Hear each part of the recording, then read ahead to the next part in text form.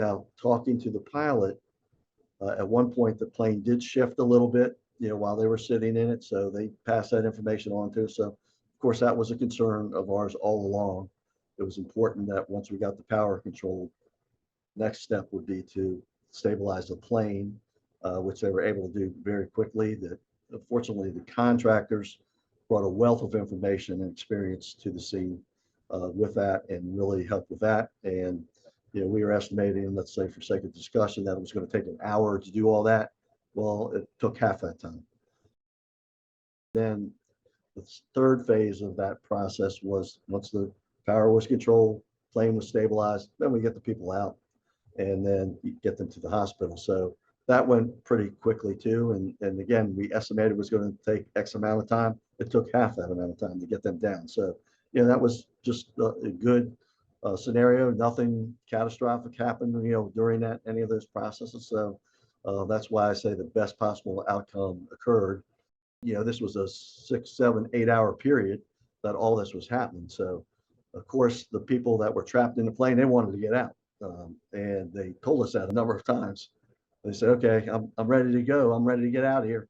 But, it was everything very slow, deliberate. There was a reason the process took place the way it did.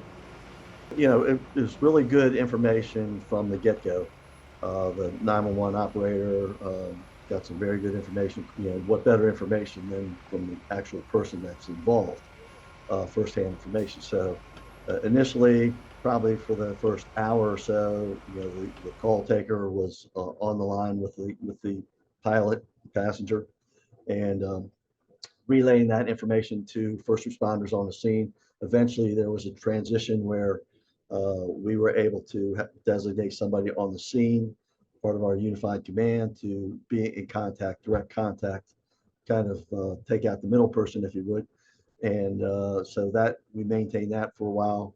You probably heard the chief say that this was an extended, protracted incident. So concerned about the battery life of the cell phone they were using.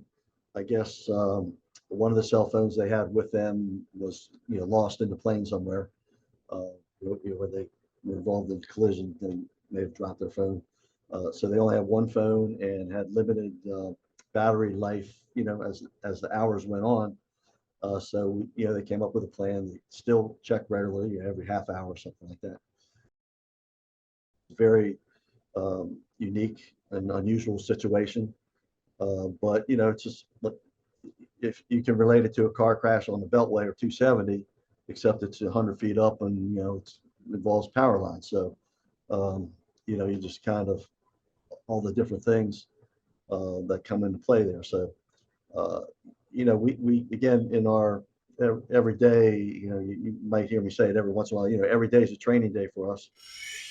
If you find our videos useful to you, like, share, and subscribe to our channel.